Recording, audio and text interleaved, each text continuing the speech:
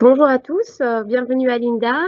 Nous allons commencer dans quelques instants. Nous attendons que les derniers se connectent afin de vous faire la présentation dans les meilleures conditions possibles. À tout de suite.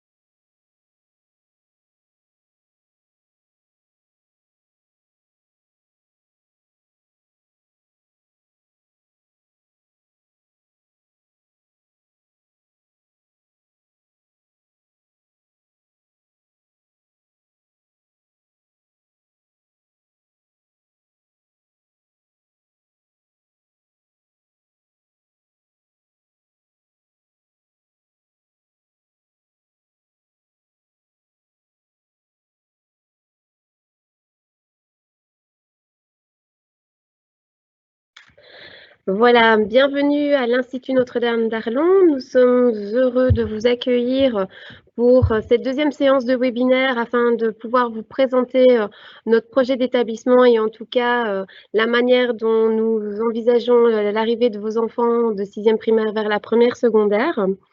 Peut-être vous préciser que c'est la deuxième fois, donc c'est vrai qu'on n'a pas encore une très grande expérience de cette gestion de webinaire, donc j'espère que vous serez indulgents. Cette présentation est vraiment particulière au fonctionnement du premier degré, c'est-à-dire de nos premières et deuxièmes secondaires. Il y a certaines différences par rapport aux élèves plus grands.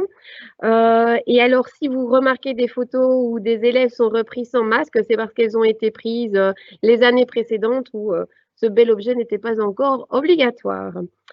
Alors, Madame le maire, peut-être déjà me présenter. Donc, je m'appelle Ingrid Lefebvre, je suis la directrice du premier degré, donc des élèves de première et deuxième secondaire. Madame le maire, qui est juste à côté de moi, va vous présenter un peu comment nous allons présenter afin que vous soyez dans les meilleures conditions pour suivre cette présentation et interagir avec nous.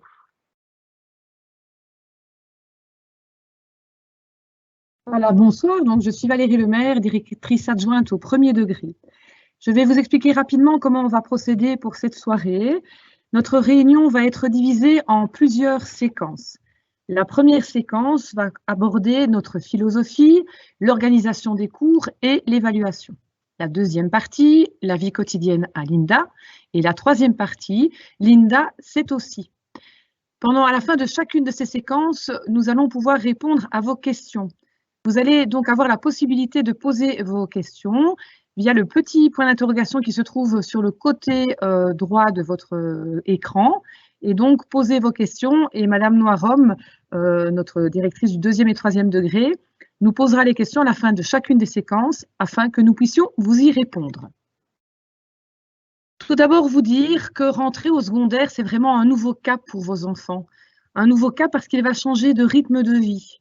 Il va sans doute se lever plus tôt, rentrer plus tard. Il ne rentrera sans doute pas à manger à la maison à midi comme il le faisait d'habitude. Il va également vivre de nouveaux apprentissages avec un nombre d'enseignants beaucoup plus important que ce qu'il ne connaissait en primaire. En primaire, en moyenne, 2, 3, 4 enseignants différents. Ici, on va arriver avec une dizaine d'enseignants, avec chacun des desiderata différents. Donc, votre enfant va devoir se faire évidemment à ce changement. Il y a évidemment une organisation et un environnement différents. Ils vont souvent quitter des structures qui sont plus petites, plus familiales, mais retrouver des bâtiments un peu plus grands, mais on va essayer évidemment de nous maintenir cette ambiance familiale, et ça c'est vraiment une de nos valeurs importantes.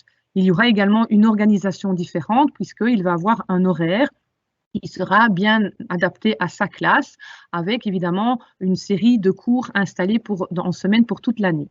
Et puis évidemment, grande nouveauté, de nouveaux amis, parce que souvent on est dans des structures où on a les mêmes amis depuis la première primaire, voire la maternelle, et là, de nouveaux amis vont arriver un petit peu de tout horizon. Notre philosophie ici à l'INDA. Il est important pour nous d'amener chacun et chaque jeune de nos élèves à donner le meilleur de lui-même. On veut vraiment qu'il se dépasse. D'ailleurs, sur la devanture de notre façade principale, il y a le hashtag « Je me dépasse » qui était une des valeurs qui a été mise en avant au niveau de nos élèves de première il y a 2 ans et qu'on a laissé à la vue de tout le monde parce que c'est vraiment une valeur très, très importante. Nous devons, quant à nous, donner un enseignement qui permette à chacun de nos élèves de faire vraiment des humanités performantes, qui soient évidemment adaptées à la société telle qu'on la connaît maintenant, et donc on doit vraiment l'accompagner dans sa construction. Il est également important de soutenir la confiance qu'il peut avoir en lui. Sans confiance en lui, un jeune a du mal à avancer. Il est important également de lui donner l'envie de découvrir des choses. L'école va enseigner des matières, mais on doit l'inciter à aller plus loin, à avoir envie de découvrir plus de choses que ce qu'on lui enseigne. Évidemment, l'école doit être également à l'écoute. C'est un âge qui est compliqué. Votre enfant va arriver entre 12 et 18 ans à un âge d'adolescence et on sait qu'à certains moments, cette période est parfois évidemment un peu plus fragile. L'important, c'est évidemment de le préparer à la rigueur. Pourquoi? Il faut évidemment alimenter ceux qui ont facile, il faut également aider ceux qui ont plus difficile. Mais ce qu'on doit est vraiment donner, il faut les préparer à travailler vraiment régulièrement, à aimer les choses bien faites et de nouveau à se dépasser. Pas viser les 20 sur 20, mais se dépasser lui-même, savoir jusqu'où il peut aller. Il est important que le jeune devienne un acteur dans la vie de l'école pour que l'on forme évidemment des citoyens de demain, des citoyens responsables. Et on a eu l'occasion de voir que nos étudiants, à un moment donné, il y a 2 ans, avec les fameuses marches du climat, on en avait fait des adultes responsables, des citoyens responsables qui avaient envie de donner un avis sur la vie de demain, la vie et la société qui serait la leur après. Il faut également faire que chacun croit en ses potentialités, que chaque élève, chaque jeune croit qu'il est capable de réussir, qu'il est capable d'y arriver. On doit évidemment faire comprendre aux jeunes que c'est lui qui est acteur de sa vie, c'est lui qui est l'agent principal de sa formation et de sa vie. Nous, on va être là, et vous allez également être là en tant que parents, pour l'encadrer, pour l'entourer, pour l'encourager. Mais si lui n'a pas envie de bouger, il n'y arrivera pas. Donc, il est vraiment important qu'on puisse l'encadrer, l'entourer. Et dernière chose qui nous semble importante, on doit également participer à son orientation. Et son orientation ne doit pas être faite comme ça. Il faut vraiment absolument tenir compte de ses aptitudes.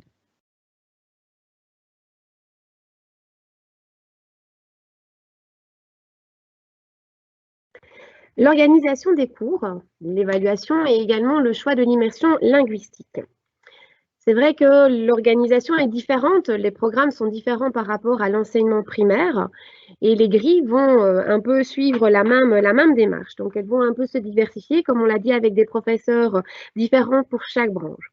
En tout cas, il y a des points communs par rapport aux différentes écoles qui organisent un premier degré, c'est quant au programme qui va être suivi. La grille d'un élève de première et de deuxième secondaire comporte 32 heures par semaine.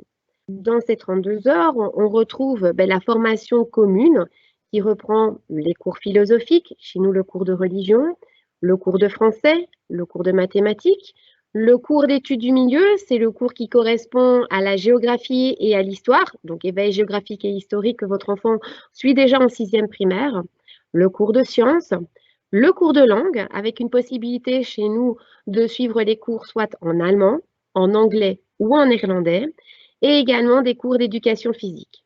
À cela s'ajoutent 2 heures d'éducation artistique avec 1 heure de musique et 1 heure de dessin. Nous sommes ici vraiment dans la formation de base qui est commune aux différents établissements secondaires de la Fédération Wallonie-Bruxelles. Au niveau des activités, que nous proposons, nous avons fait un choix d'école pour tous nos élèves de première, c'est de mettre dans leur grille horaire 2 heures de latin, parce qu'il nous semblait important que tous les élèves puissent appréhender ce cours avant de se prononcer sur oui j'aime et je vais continuer ou non je veux arrêter, et en tout cas mettre un peu l'étymologie de notre langue française en évidence et peut-être voir aussi des bases de grammaire qui peuvent être également utiles pour les cours de langue. Alors, nous organisons à l'INDA une première différenciée. Alors, une première différenciée, elle accueille des enfants qui n'ont pas passé ou pas obtenu le certificat d'études de base, donc l'examen que vos enfants vont passer fin de 6e primaire.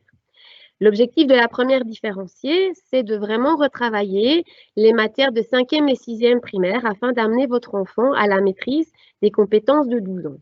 Si vous regardez la grille telle qu'elle se propose, elle ressemble très fort au programme que suit actuellement votre enfant en 6e primaire. C'est-à-dire 2 heures de cours philosophiques, religion pour ici dans notre école, 8 heures de français, 6 heures de mathématiques, 2 heures d'études du milieu, c'est-à-dire histoire géo, 2 heures de sciences, 2 heures de langue moderne avec le cours d'anglais, où c'est principalement l'oral qui va être travaillé, 4 heures d'éducation physique. Alors ça, c'est commun, je vais dire, aux différents établissements qui proposent une première différenciée. Et puis, les 3 cours qui suivent, c'est un peu en lien par rapport aux sections que nous organisons au sein de l'Institut Notre-Dame d'Arlon.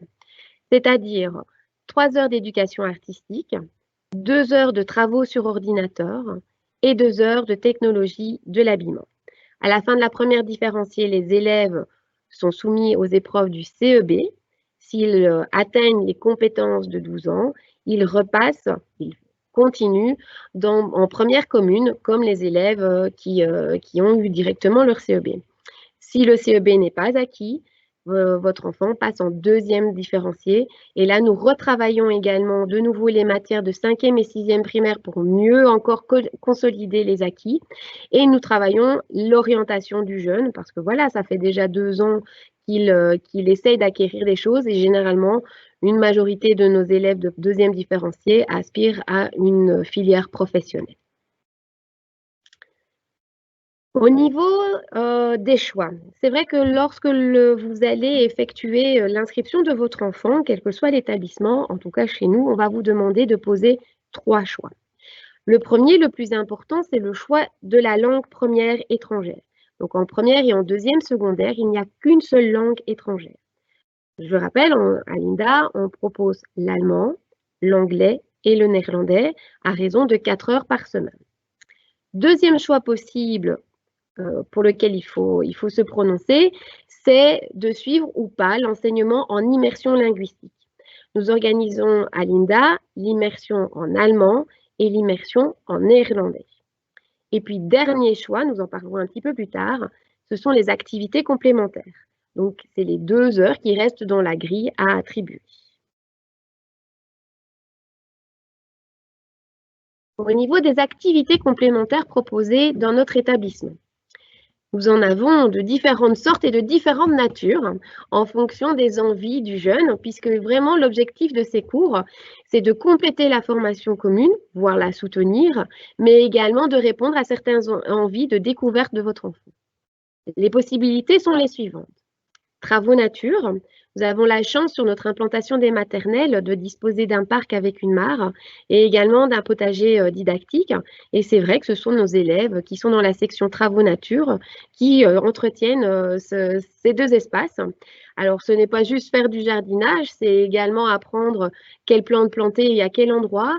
Pourquoi ne pas faucher ou tondre la pelouse trop fréquemment pour pouvoir laisser la possibilité à certaines espèces d'oiseaux de nidifier dans nos beaux bosquets. C'est également peut-être s'éloigner un peu de l'école et aller visiter le cours d'eau qui passe derrière l'hydrion et d'identifier les larves qui se trouvent dans l'eau. Autre possibilité, c'est du sport, parce que c'est vrai que nous avons des élèves qui ont besoin de bouger beaucoup, et donc nous leur proposons de faire 2 heures de sport supplémentaires. Troisième possibilité, c'est le cours d'informatique. Alors attention, ce n'est pas un cours de programmation, mais plutôt de bureautique.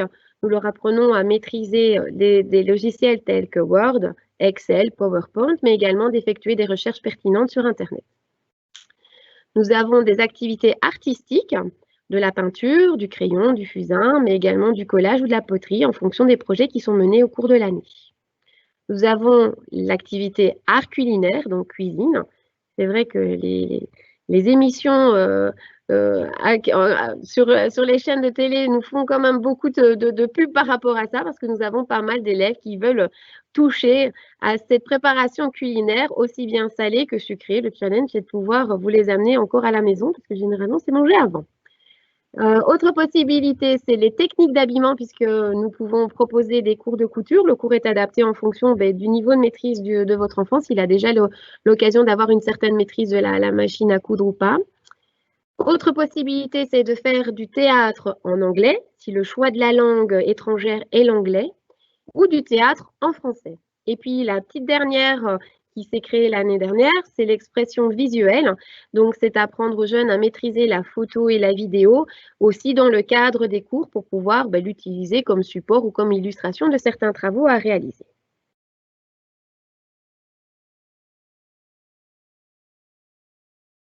Nous passons maintenant à l'immersion linguistique. Donc, comme Madame Lefebvre vous l'a signalé, l'immersion à l'INDA concerne 2 langues étrangères, l'allemand et le néerlandais.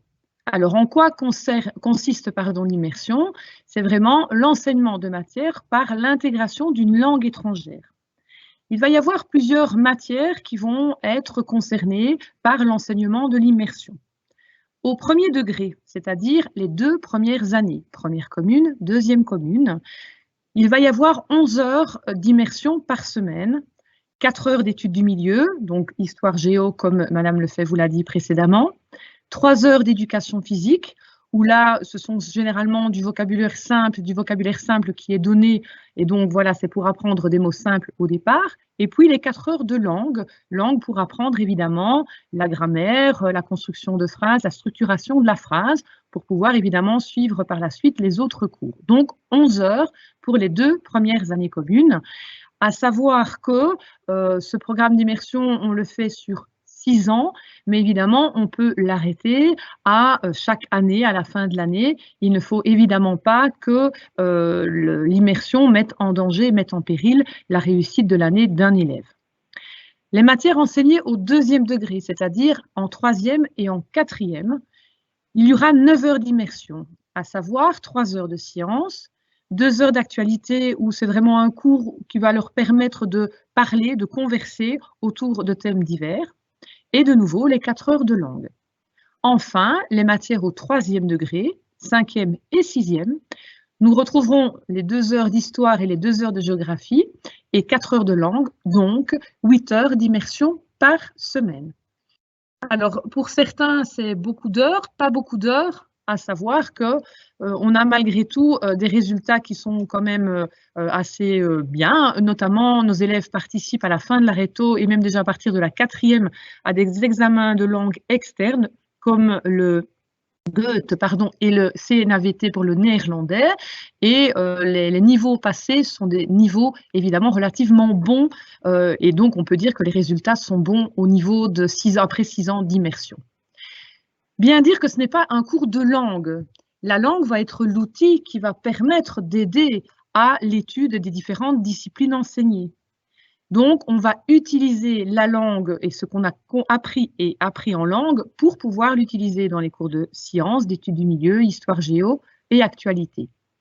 En ce qui concerne le 1er degré, en études du milieu, c'est la même matière qu'en français, mais il faut savoir que cette matière va être répartie sur les 2 ans d'une façon peut-être un petit peu différente que pour le français, tout simplement parce qu'il y a l'apprentissage de la langue à faire avant et l'étude du vocabulaire, mais l'évaluation de fin d'année de 2e, le CE1D, se fait dans la langue étrangère.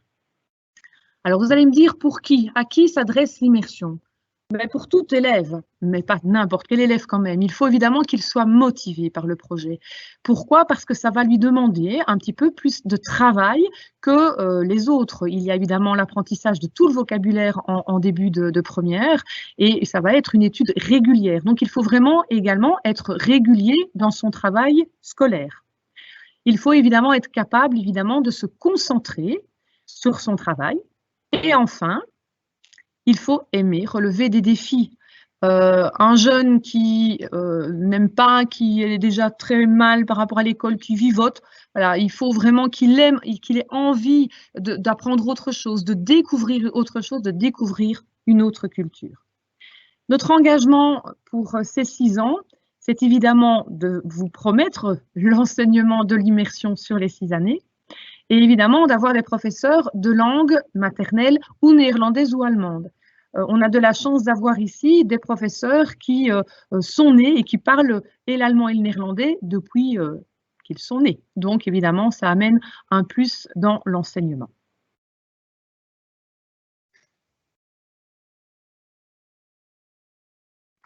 Alors, nous passons à l'évaluation parce que c'est sûr que si nous organisons des cours, à un certain moment, nous allons être amenés à devoir évaluer si le niveau de maîtrise est suffisant ou si au contraire, il y a peut-être des réajustements à effectuer.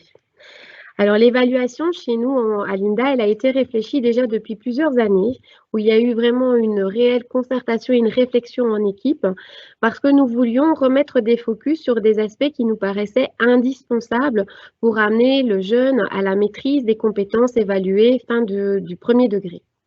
Donc, nous voulons évaluer dans la continuité l'acquisition, tant des compétences que des savoirs, afin de les amener justement à la maîtrise lors de la certification du CE1D fin de deuxième. Nous avons voulu et nous voulons, on n'a pas attendu le Covid, pour donner beaucoup plus d'importance au travail régulier, et j'insiste vraiment sur le régulier et journalier de nos élèves.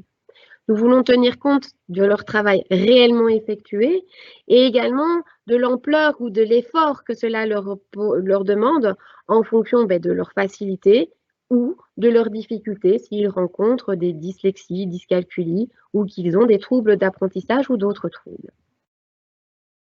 Alors l'évaluation, elle est donc considérée comme en laissant une part à l'erreur, puisque le principe est d'évaluer une fois, et puis la matière ou les compétences vont être réentraînées lors de la séquence suivante, réévaluées une deuxième fois.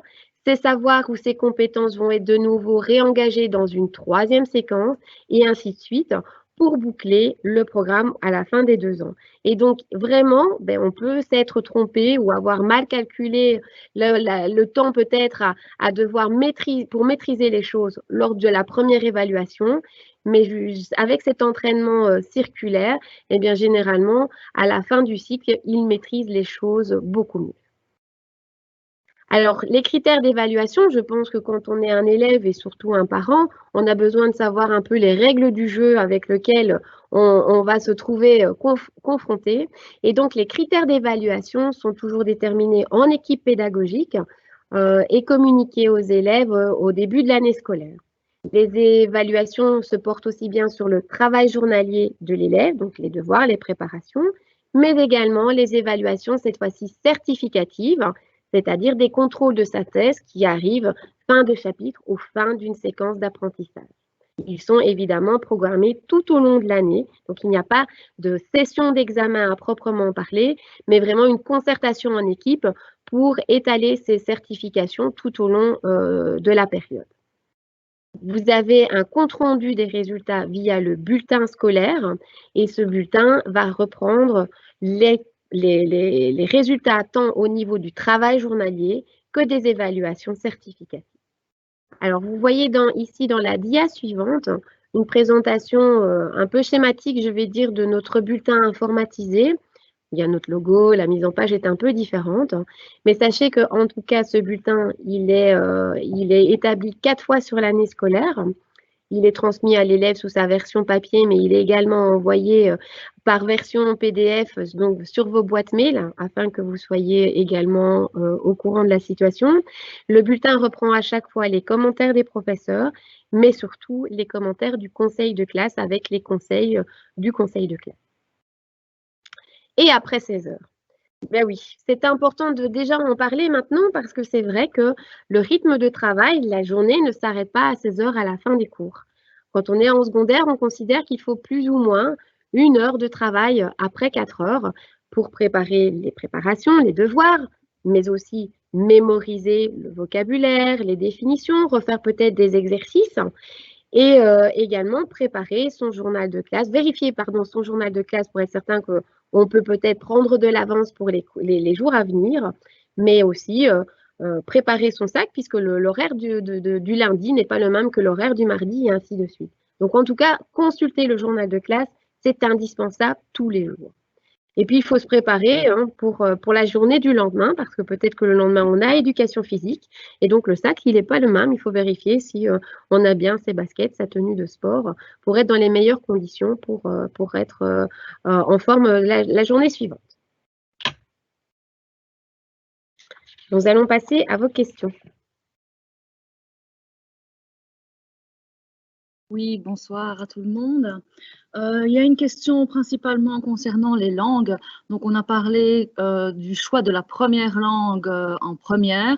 On se pose la question s'il y a le choix après, au deuxième et troisième degré, d'une deuxième langue, voire d'une troisième langue.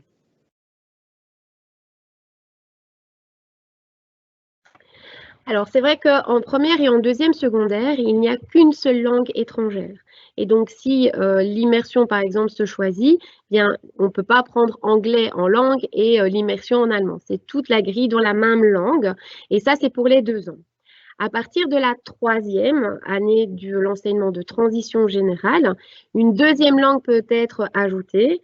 Les langues proposées sont de nouveau l'anglais, l'allemand et le néerlandais. Alors, le tout n'est pas de faire 8 heures d'allemand, c'est de choisir une autre langue étrangère. Et en dernier degré, donc en troisième degré, en cinquième et sixième, il y a la possibilité encore de rajouter une troisième langue étrangère avec l'espagnol.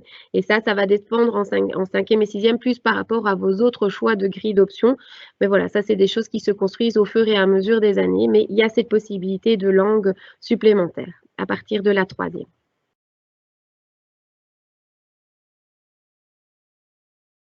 Donc, à Linda, on propose l'immersion en néerlandais et en allemand. On me pose la question du pourquoi pas l'anglais et si on a des professeurs de native speakers en anglais.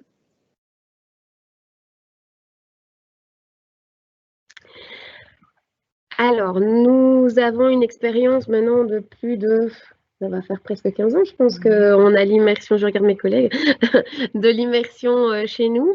C'est vrai que nous avons une particularité qui est assez rare, c'est que nous avons dès le début proposé 2 immersions différentes, puisque c'est normalement pas autorisé, mais nous avions eu une dérogation.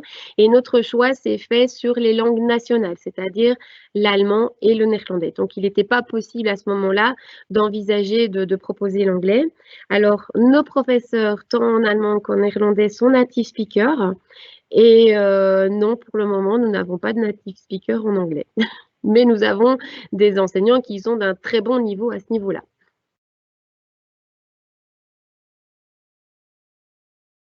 Une question concernant les activités complémentaires. Il y a un parent qui pose la question suivante. Faut-il laisser le choix à l'enfant ou imposer le choix du parent?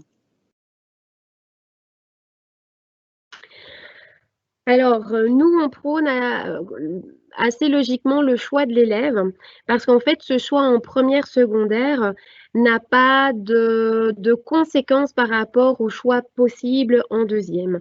Ce n'est plus vraiment le cas en deuxième dans le sens où à partir de la deuxième va s'établir le choix de la poursuite ou non du latin. Et c'est vrai que si par la suite on veut en refaire en troisième et qu'on n'en a pas fait en deuxième, c'est compliqué. Mais en première, c'est vraiment plus un choix de cœur qu'un choix de raison, même si la raison et le cœur peuvent aller très bien ensemble.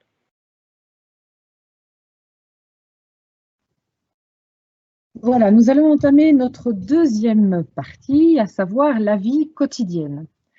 La vie quotidienne de vos enfants, vos enfants vont être entourés à l'école de plusieurs personnes.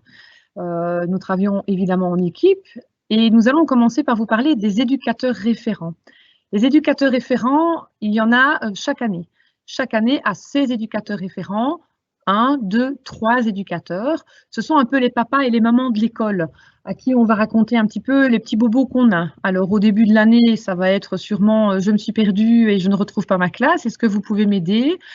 Ça peut être aussi j'ai perdu mon sac, je ne sais plus où je l'ai mis, est-ce que vous voulez pas m'aider? Je ne sais plus où se trouve le réfectoire.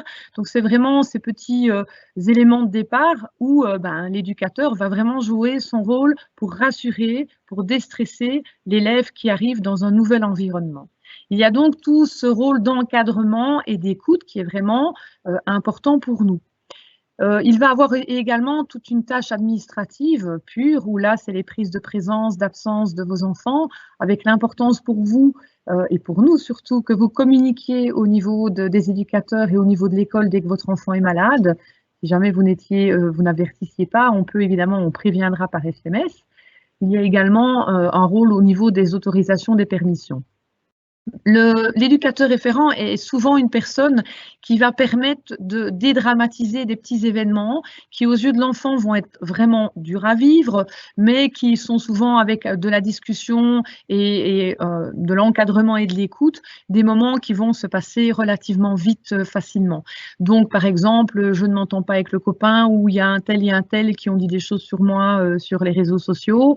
Les éducateurs vont vraiment être là pour discuter et évidemment alerter aussi bien les jeunes qui n'ont pas été vraiment sympas, les éduquer en tout cas dans la gestion de la vie en communauté.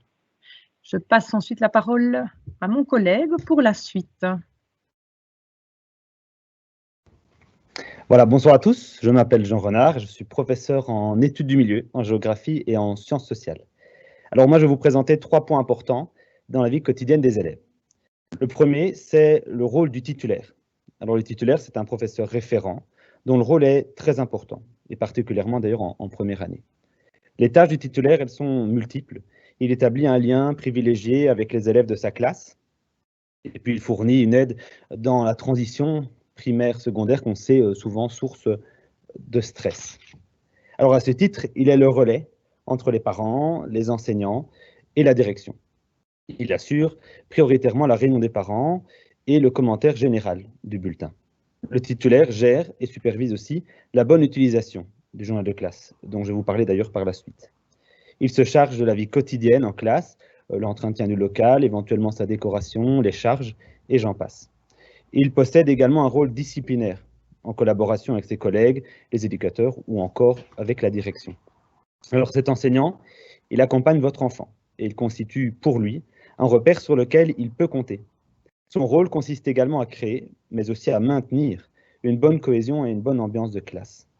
Le ou la titulaire centralise l'ensemble des informations relatives à ses élèves, ce qui lui offre une vision globale sur la situation de chacun de ceux-ci. Alors l'autre point sur lequel je vais parler ce soir, c'est les classes et les outils numériques à l'INDA. Alors à l'INDA, nous avons de la chance, l'ensemble de nos classes sont équipées de data projecteurs et de Wi-Fi, dont l'usage est restreint en matériel informatique de l'école. Il ne s'agit pas pour les élèves d'avoir une connexion au sein de l'école, puisque de toute façon, les GSM n'y sont pas autorisés. Alors, nous disposons à l'école de 75 tablettes et de 50 PC portables, dont l'utilisation en cours n'est pas systématique. Donc, il s'agit vraiment de les intégrer dans des activités pensées, dans des contenus qui sont spécifiques. Et ces outils numériques, ils se rajoutent finalement à des outils plus classiques, les atlas et j'en passe, à notre bibliothèque, mais également à nos locaux informatiques. Alors, par ailleurs, chaque élève et chaque enseignant dispose d'une adresse mail INDA. C'est un véritable outil de communication qui est mis à leur disposition. Et cette adresse email s'intègre à notre plateforme numérique Teams, qui offre de multiples outils pédagogiques. Et il sert d'ailleurs actuellement de support à nos visios lors des cours en distanciel pour les classes supérieures. Alors enfin, notre école est labellisée. Elle est labellisée e-tuning, ce qui signifie qu'elle s'intègre dans un vaste projet d'échange et de projets plus concrètement, entre des écoles européennes. C'est un vaste projet qui permet de mener des activités au sein des classes, qui permet un échange également entre enseignants au sein de l'Union européenne et qui permet, par la réalisation de projets, de parfois remporter certains prix, et notamment de matériel informatique. Alors le troisième point que je vous présente ce soir, c'est un outil qui est essentiel, très important, c'est le journal de classe. Alors à l'INDA, nous avons décidé de conserver un format papier, mais d'avoir également un format numérique.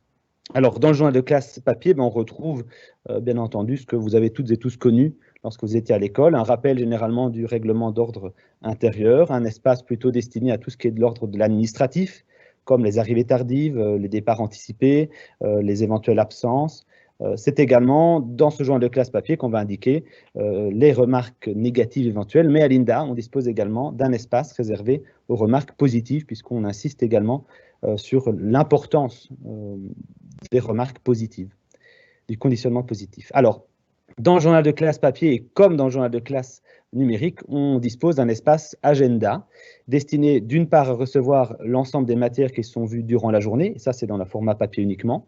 Les matières qu'on a vues durant la journée, ça permet à l'élève d'une part de pouvoir faire le point sur la matière qu'il a suivie au cours de sa journée ou de sa semaine, et la même chose pour ses parents. C'est un moyen également pour les enseignants de pouvoir faire le point eux-mêmes avec leurs élèves, qu'avons-nous vu aujourd'hui ou qu'allons-nous voir aujourd'hui, en fonction du fait qu'il soit fait en début ou en fin d'heure. Dans le journal de classe et dans cette partie agenda, également présente en ligne, on va retrouver, et c'est très important, l'espace qui est destiné à recevoir les devoirs, les interros, le matériel qui est à avoir éventuellement pour l'un ou l'autre cours. Et ça, on le retrouve donc dans le format papier, mais également dans le format numérique. Il s'agit donc de deux outils qui sont complémentaires. Le format papier, il est vraiment la base finalement de ce travail de l'élève, mais ce format numérique vient en support à ce format papier, puisqu'il permet aux élèves, notamment aux élèves absents, de pouvoir se remettre en ordre. Ça permet également aux enseignants de pouvoir ajouter des éléments relatifs à l'évaluation, comme des consignes supplémentaires ou des détails quelconques. Alors, cette plateforme Teams, elle permet aussi de communiquer avec les élèves, notamment sur l'absence éventuelle d'un enseignant, prévoir éventuellement du matériel supplémentaire. Donc, le journal de classe, c'est un moyen de communication aussi, et là, de nouveau, au-delà de l'adresse mail qui est à disposition des élèves, mais également de leurs parents, il y a le moyen de communication qu'offre le journal de classe. Il y a un espace qui lui est consacré, un espace communication, et qui permet aux parents de communiquer avec les professeurs, ou à l'inverse, aux professeurs de communiquer avec les parents, ce qui est fondamental, bien entendu. Voilà.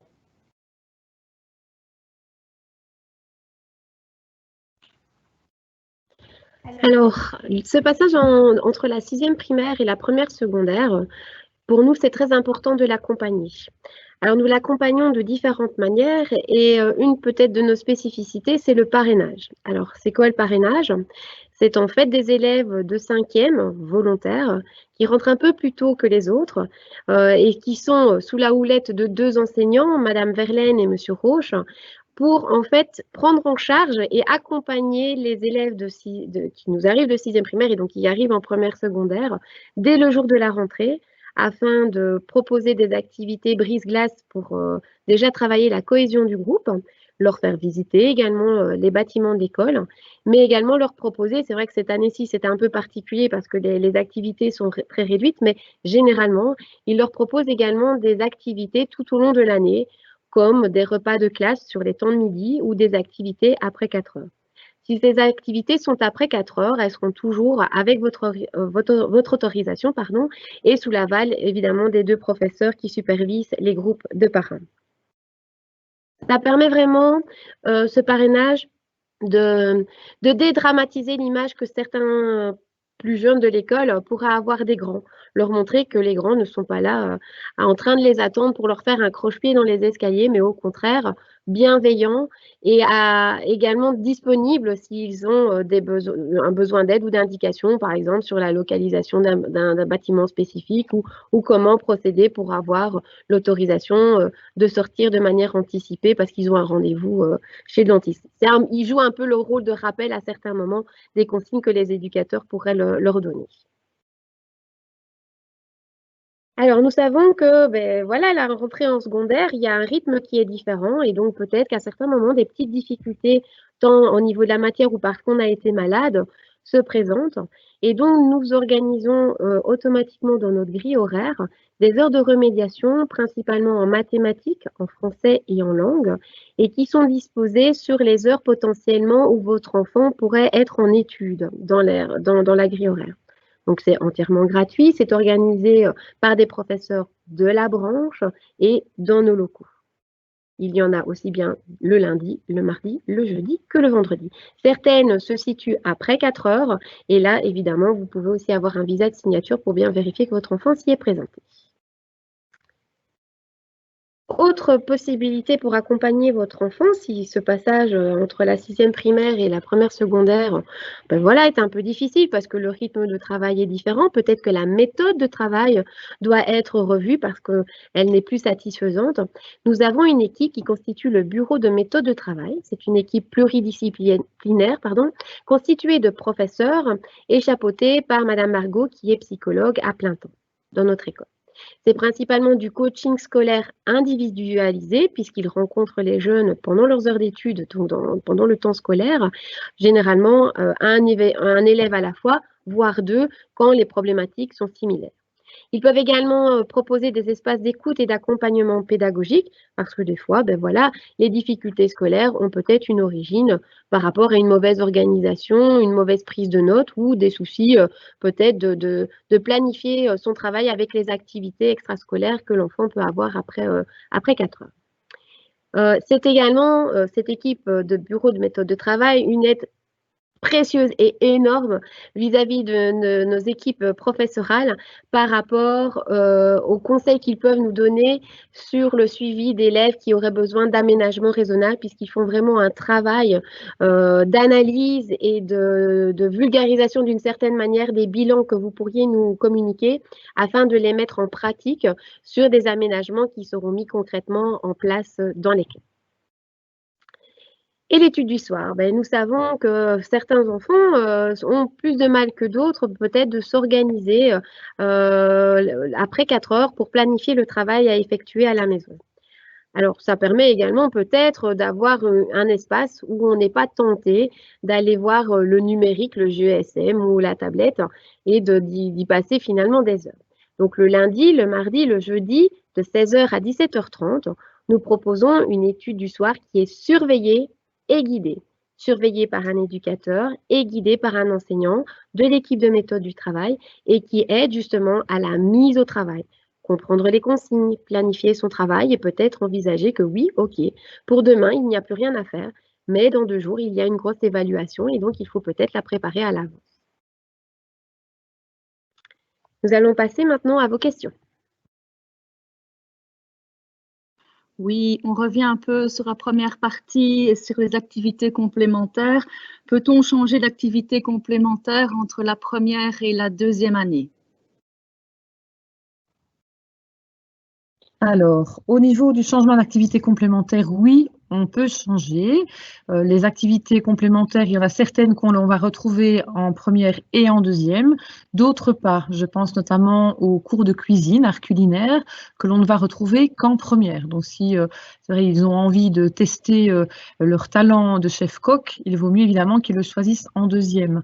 On retrouvera un tout autre type d'activité, des activités similaires en 2e, telles que du latin 2 heures ou 4 heures, de la socio-économie, des sciences, mais on retrouvera quand même de l'informatique, du travaux nature, des sports, du théâtre en français et en anglais. Donc, un petit peu de tout des 2 côtés.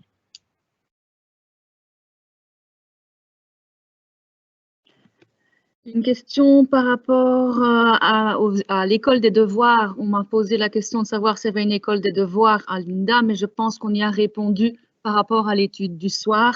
Donc, si la personne n'a pas assez d'informations, ben, qu'elle me le signale. Et une question par rapport à la session d'examen, je pense ici qu'on parle de Noël. Quelle est notre approche par rapport à la session d'examen en première? N'est-il pas important d'apprendre à assimiler des matières plus conséquentes en vue de se préparer pour le 2e et le 3e degré?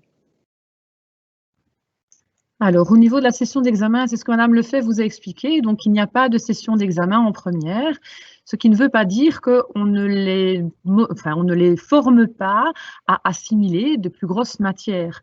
Il n'y a donc pas de session une semaine avec des examens les uns à la queue leu, mais il y a des évaluations certificatives qui sont organisées tout au long de l'année dans toutes les matières. Donc, un enfant va pouvoir se retrouver avec un examen de DM, un examen de maths, un examen de français, mais à des moments répartis sur l'année et généralement à la fin de séquence.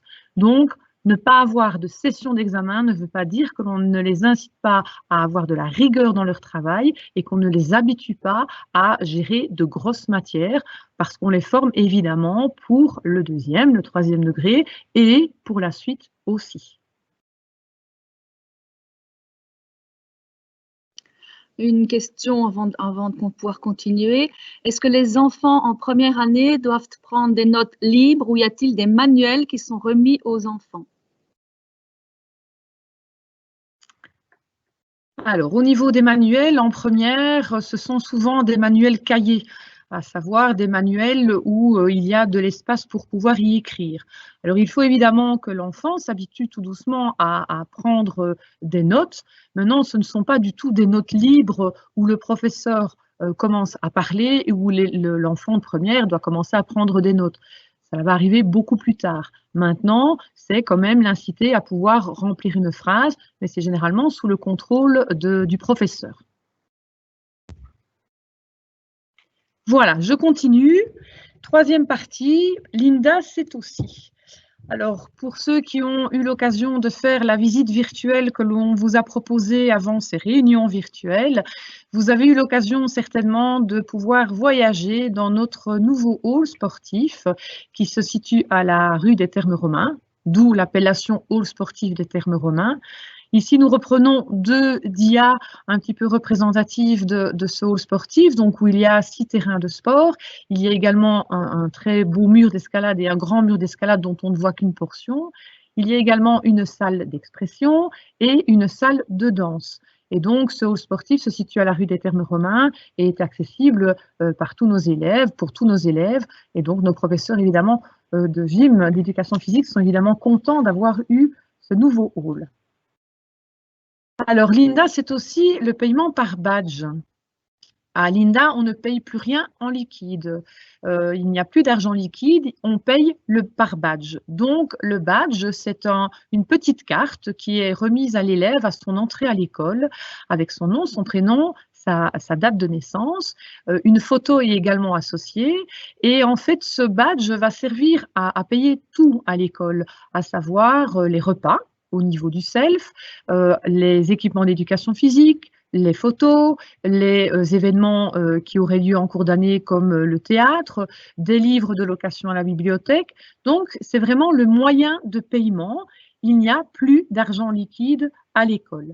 Alors, ce badge, il est alimenté par vous parents, soit via la plateforme et via un compte sécurisé, où vous avez la possibilité évidemment de rajouter de l'argent. Vous avez également la possibilité de vérifier les dépenses que vos enfants auraient pu faire via ce badge. Vous pouvez également payer directement les événements. La deuxième possibilité que vous avez pour recharger ce badge, c'est évidemment de donner un billet à votre enfant et via la borne, comme c'est montré sur la photo de ce PowerPoint, l'enfant a la possibilité de rajouter via la borne le billet sur son badge et donc c'est évidemment automatique. Alors, je vous parlais du self. Il y a à peu près 6 ans, je pense maintenant, nous avons eu un nouveau self. Tout a été remis aux normes et donc les jeunes ont la possibilité, au niveau du restaurant scolaire, de manger plusieurs types de repas. Un menu classique avec potage, plat, dessert. Il a également la possibilité de snacks, de pâtes, de sandwichs, de salade bar. Et donc, les menus sont affichés sur le site de l'école www.inda.be, sont également affichés à différents endroits. Et donc, ils ont la possibilité, comme au Lunch Garden, on se sert, on va au réfectoire et une fois que l'on a fini de manger, on débarrasse sa table et on sort. Ensuite, nous avons quelques partenariats et des partenariats importants. Le premier partenariat, c'est le PMS. Nous avons un centre PMS qui est attaché à notre école. Ce centre PMS est composé d'une équipe pluridisciplinaire. Il y a des psychologues, infirmières, assistantes sociales. Ces personnes du PMS sont là pour faire de l'écoute au niveau de nos étudiants et ont également un rôle important d'orientation et donc de conseil pour nos jeunes au niveau de l'orientation. Ces personnes du PMS assistent à tous nos conseils de classe et donc ont la possibilité de pouvoir nous donner des éléments importants, notamment au niveau de l'orientation, pour que l'on puisse évidemment prendre les meilleures décisions qui soient au niveau de vos enfants. Nous avons également un partenariat avec la Maison de la Culture. pour tout ce qui est évidemment événements théâtre. On a également, avec des expositions également, avec des projets notamment éclats, donc des collaborations avec certains artistes. Nous avons également des collaborations, des partenariats avec d'autres partenaires culturels et sportifs tels que l'Hydrion, tels que la Spetz, et au niveau culturel, des jeunesses musicales ou autres compagnies de théâtre. Nous avons également des associations avec des commerces locaux, notamment au niveau des manuels scolaires. Donc, nous avons depuis 2 ans externalisé la vente de manuels scolaires en dehors de l'école.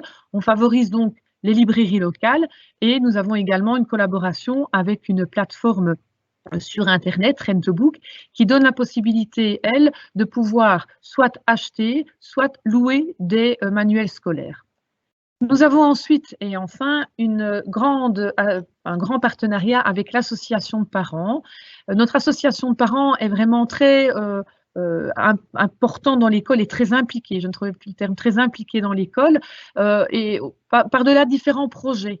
Alors, ils participent notamment, ils organisent notamment une soirée Jeunes Talents qui n'a pas eu lieu l'année dernière en raison du Covid et qui cette année, ma foi, ne va pas nécessairement avoir lieu. Mais ce n'est pas pour ça que l'association de parents ne fait rien. Ils se réunissent tous les premiers mardis du mois et ils font d'autres choses comme par exemple le prix Farniente, donner l'envie de lire à nos élèves, les inciter à lire en participant de fait à ce prix Farniente. Et cette année, notre association de parents a réalisé toute une série de capsules vidéo pour justement montrer, vendre un petit peu ces livres pour que nos jeunes aient envie de les lire. Ils participent également à des projets tels que les îles de paix. C'est un projet qui nous tient à cœur depuis quelques années et donc l'association de parents est vraiment très très présente dans l'organisation de ce projet.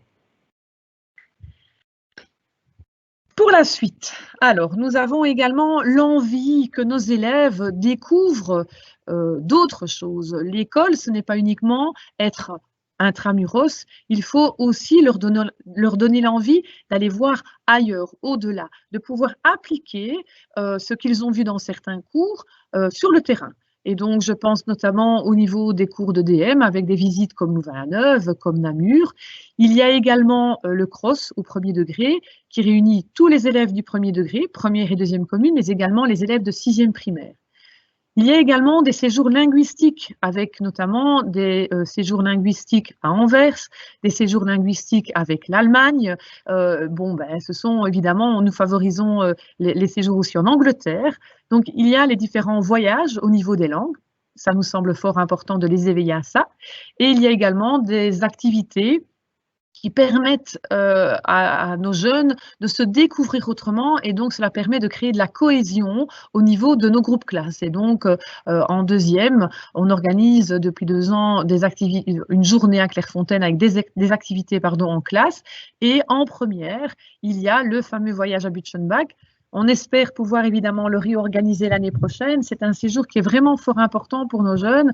Ils apprennent à se découvrir, à vivre déjà 24 heures sur 24 les uns avec les autres, mais surtout à se découvrir et à découvrir les jeunes des autres classes, ce qui est évidemment un gain pour la suite pour évidemment leur vie en deuxième. Voilà, on arrive à la fin de cette partie et donc on arrive aux questions pour la 3e rubrique. Et voilà, je n'ai qu'une question. Visiblement, vous avez été très clair. La question, c'est quel est le suivi pour les enfants atteints de 10?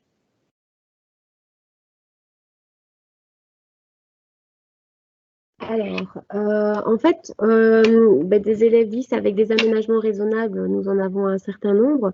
C'est vrai qu'il y a un énorme travail qui se fait avec justement l'équipe de méthode de travail par rapport à la lecture des bilans, par rapport à l'accompagnement des enseignants pour vraiment réfléchir en équipe sur comment adapter le cours ou les supports de cours pour que le jeune soit le plus autonome possible par rapport à ses apprentissages.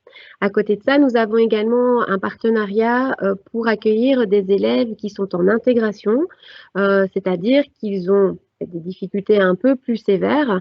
Et là, ils ont une aide qui vient de l'école d'enseignement spécialisé d'Étal à raison de 4 heures semaine Et donc là, ça peut prendre différentes formes. Soit ils sont pratiquement présents pour toutes les heures de cours, c'est principalement dans nos classes de première différenciées. Et sinon, ils sont là, soit en suivi en classe, soit en suivi individuel à l'extérieur.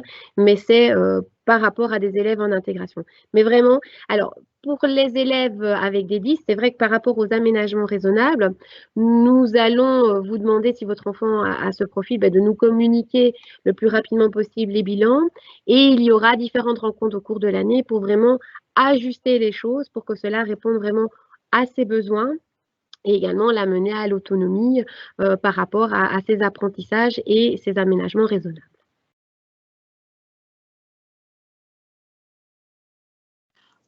Peut-être la dernière question, parce que je n'ai plus que celle-ci. Comment avez-vous géré le Covid-19 en première année? Est-ce que les cours d'éducation physique ont-ils été maintenus? Alors, les cours d'éducation physique étant suspendus à partir du moment où nous sommes passés en code rouge, ces cours ont été momentanément suspendus. Ils ont repris sous une autre forme ici depuis la reprise de janvier. C'est-à-dire que, évidemment, nos élèves de la première jusqu'à la 7e ne peuvent pas fréquenter tout ce qui est vestiaire, manipulation de matériel sportif, etc. Donc, nous leur proposons actuellement, quand le temps le permet, et même la neige a contribué à aussi prendre du plaisir malgré le contexte. C'est vrai qu'ils ont été faire des balades dans Arlon et dans les bois autour d'Arlon, derrière l'Hydrion par exemple, ou vers les pistes d'athlétisme près de la caserne Calmaine. Il y a également des cours de sensibilisation au niveau de l'alimentation et nous avons également proposé à certaines classes des cours dans le cadre du brevet de secouriste. Et donc voilà, pour le moment, nous planifions les choses ainsi. Évidemment, les activités sont aussi tributaires du temps. On ne les a pas mis ce matin quand il pleuvait à Sceaux. Là, on a fait plus des activités à l'intérieur et quand ça s'est dégagé dans le courant de la journée, là, on est plus reparti sur des activités d'extérieur.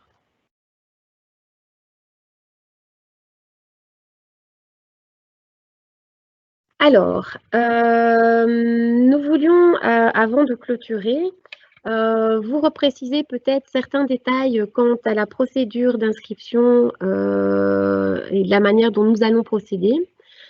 Donc, étant donné le contexte, les inscriptions ne se feront que sur rendez-vous. Pour prendre rendez-vous, le numéro de téléphone à suivre est celui qui est indiqué sur le slide actuellement, c'est-à-dire le 063 24 52 10. Afin d'être le plus efficace possible, nous vous demandons de surtout pas oublier votre formulaire unique ainsi que le volet confidentiel. Ce sont les documents que les directions des écoles primaires vous ont transmis ou vont vous transmettre dans les jours prochains. Et c'est ce document qui nous permet, à partir du numéro de matricule, de se connecter sur la plateforme de la Fédération Wallonie-Bruxelles pour pouvoir effectuer l'inscription. À côté de ça, c'est vrai qu'on nous a demandé au niveau du ministère et également de notre réseau que le temps passé avec vous soit le plus réduit possible malheureusement. Et donc, afin de réduire ce temps administratif et pouvoir également répondre à vos questions, nous vous demandons de télécharger via notre site tinda.be la fiche signalétique ainsi que la fiche de choix de langue et d'options qui sont disponibles, de les compléter à tête reposée à la maison et de revenir vraiment avec ces 4 documents. Si les choses sont faites, je pense qu'on aura aussi l'occasion de partager au moment de l'inscription parce que je pense que vous aurez peut-être d'autres questions qui vous viendront à l'esprit. La phase d'inscription débute le 1er février et se termine le 5 mars avec une interruption pendant les congés de carnaval. Nous aurons peut-être d'autres précisions à partir de demain parce que si vous avez entendu dans la presse, il y a une concertation ici avec la ministre Madame Désir et justement les représentants scientifiques au niveau du Covid pour voir un peu s'il va y avoir une fermeture précoce des écoles pour le congé de carnaval. On aura la confirmation demain ou pas. Nos heures d'ouverture seront de 8h à 17h pendant cette phase d'inscription, avec une possibilité les samedis 6 et 27 février au matin. C'est une possibilité également de fixer des rendez-vous. Elle sera plus restreinte. On aura moins de possibilités de mettre des rendez-vous, mais on sera là également pour pouvoir vous recevoir. En tout cas, je pense que le mot d'ordre, c'est que si vous avez des questions ou d'interrogations ou inquiétudes ou que sais-je, n'hésitez pas à prendre contact avec nous, soit avec le numéro 063 24 52 10, soit avec l'adresse mail secrétariat@inda, donc inda.be. Alors avant de terminer, encore une petite chose, mais je laisse la parole à Madame le maire. Voilà, avant de terminer, d'abord remercier toutes les personnes qui sont ici. Vous en avez vu 4, mais il y en a plus. Il y en a 2 qui se cachent derrière leur écran et qui nous ont permis d'être les producteurs et de réussir cette émission Teams ce soir. Donc, merci à Mme Kiri et à M. Rouge qui se cachent. Nous avons aussi besoin, avant de nous quitter, d'avoir vos impressions. Ces impressions, on les avait généralement à la fin de la réunion de parents parce que nous partagions une visite, nous partagions un moment de discussion. Et on ressortait souvent de cette réunion avec vos impressions, bonnes ou mauvaises. Et je pense que tout est bon à entendre. Et nous, on a besoin aujourd'hui de les entendre malgré tout, même si on est à distance. Et donc, on va recevoir vos impressions via une application qu'on va mettre sur l'écran maintenant, qui est l'application WooClap.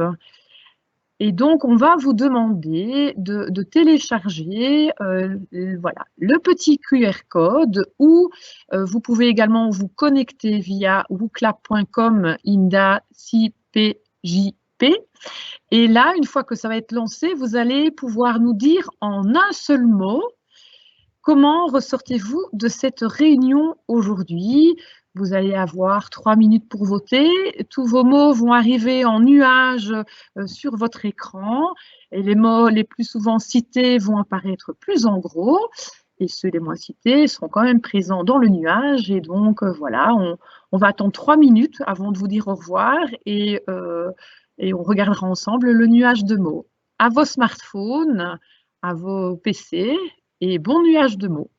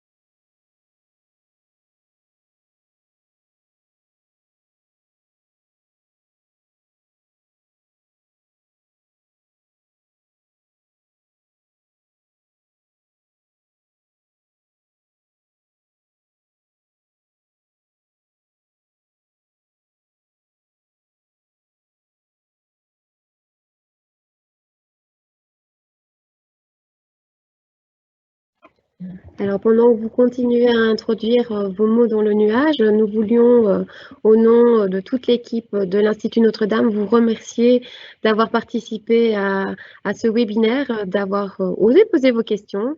N'hésitez pas donc à reprendre contact si vous avez le moindre question et au plaisir de vous retrouver en vrai le jour des inscriptions. Belle soirée!